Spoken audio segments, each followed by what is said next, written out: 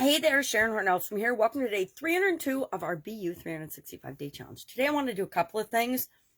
Number one, ask if there's any questions or so that I can answer them on the SOAP framework. We've gone through the SOAP framework 10 times now, and at this point, you already know if there's places that are holding you up or that you're getting hooked on or that are just really more challenging than others. Maybe it's just one of the particular components of the framework, the S, the O, the A, the P, the story, the options, the action, or the progress. But I want to know, where are you getting held up? Where do we need to come up with more tools to help you to have an arsenal at your fingertips and in your subconscious to deal with any changes or challenges that come up in your life? So that's number one. Number two, I literally went through all of my different card decks. I said I don't have them right here handy, of course, because they're in a tub over there. But I have all these different card decks. Actually, I can grab this and show you. I pulled a card for every day of this challenge because I thought, well, maybe I'll share a card a day from all these different card decks. For example, here's one, Ask and It Is Given, by the Esther and Jerry Hicks, The Teachings of Abraham.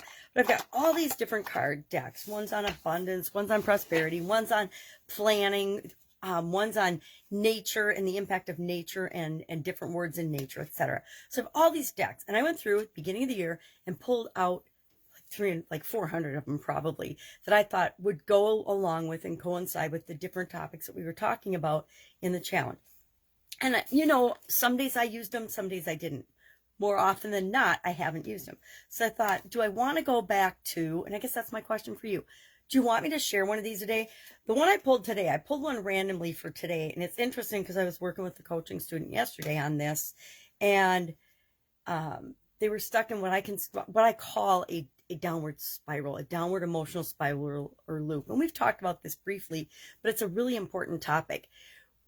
Our thinking and our mindset controls everything, right? Our feelings are tied very closely and intimately to our thinking and our thoughts and the questions we ask ourselves, and our beliefs. They're all structurally held up by our beliefs. But most of us have conflicting beliefs, right?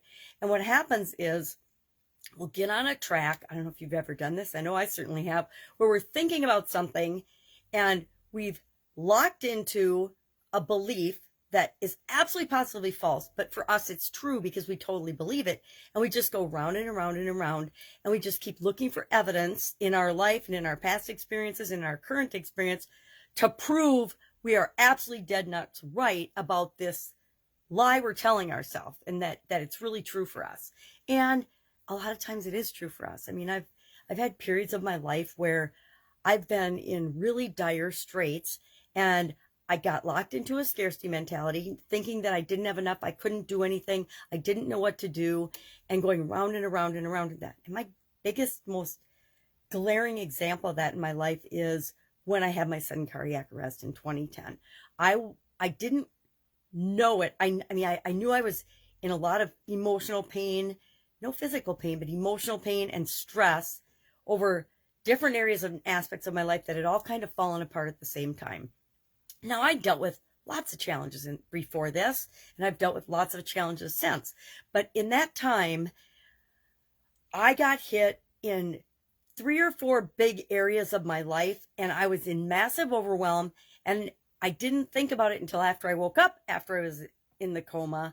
But I started thinking back and remembering I was in the biggest, most negative, questioning downward spiral of my life.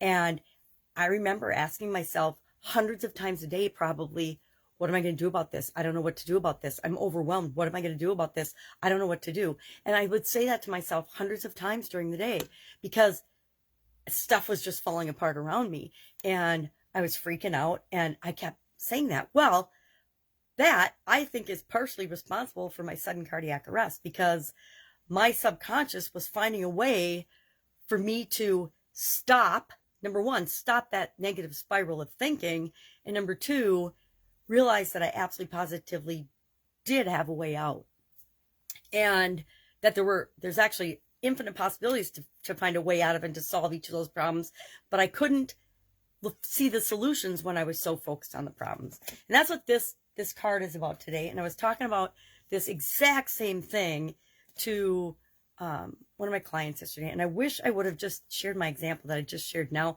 because I think the story would have been more powerful than us just talking about it, because I seem to have made it much, much worse. So this one says, my attention to unwanted attracts more unwanted. My attention to unwanted attracts more unwanted. I'm going to grab my magnifying glass and read this, and then just think about it today and see if you can think of examples in your life where you've had this happen. I think pretty much every person on the planet can.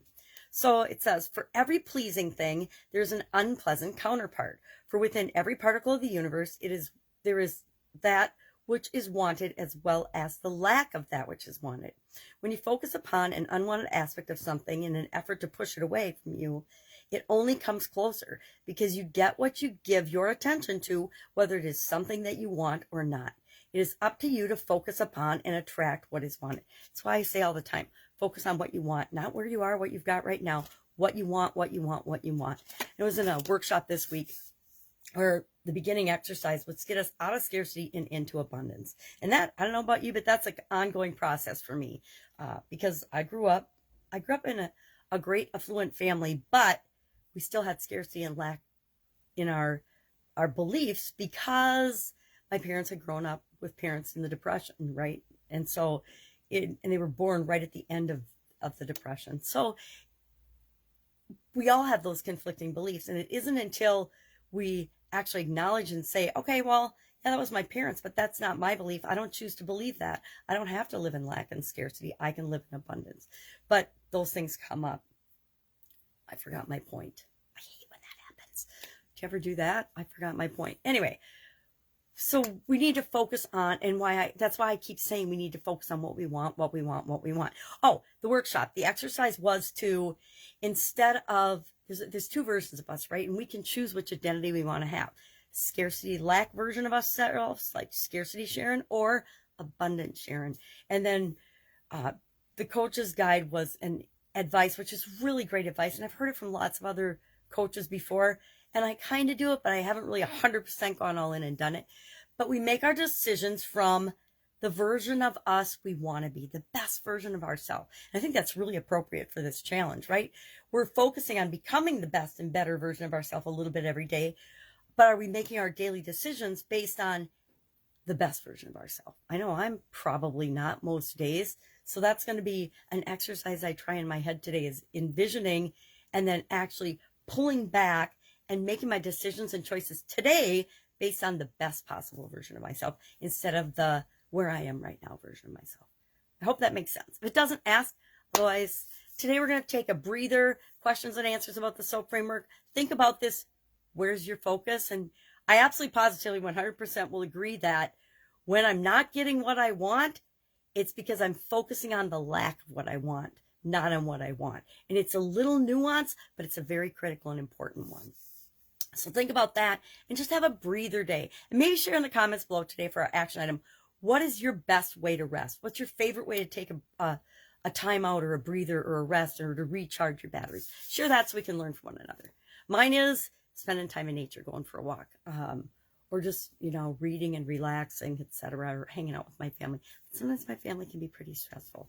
How about yours? All right. Have an awesome day. If I can help you in any way, otherwise, ask your questions too. I really, really want to know and get some feedback on this SOAP framework, because I'm getting ready to do something interesting and fun with it. All right. Have a great day, and I'll, of course, be with you tomorrow.